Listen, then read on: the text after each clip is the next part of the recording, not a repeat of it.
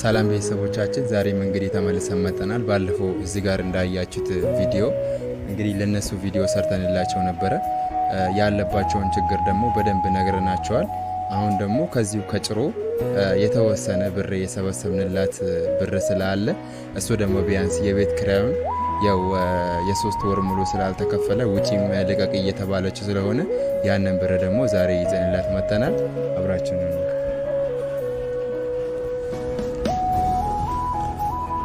እንግዲህ ይሄ 5000 ብር ነው። ይሄ 5000 ብር ነው። ይሄ 1000 ብር ነው። አንድ ላይ 6000 ብር ማለት ነው። አንድ ላይ 6000 ብር ነው። የቤት ኪራዩን የ4 ወር እንድትከፊ ነው። እሺ። እና ይሄንን ያደረገው ደግሞ ከዚሁ የጭሮ ልጆች ናቸው። ቢያንስኛ እዚህ እያለን መቸገር የለባትም ብሎ 2000 ብር ዳዊት ነው። ዳዊት የሚባል እዚሁ ጭሮ ነው።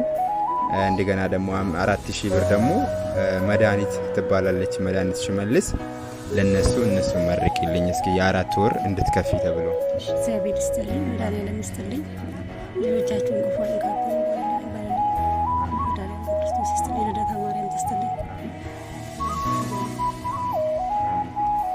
እሺ ይህንን ነገር ያደረጋችሁልን ወንድሞቻችን እህቶቻችን ሁላችሁም እግዚአብሔር ከዚህ በላይ ጨምሮ ጨማምሮ ይስጣችሁ። በወጣ ይተካ። በጣም ነው ማመሰግናችሁ።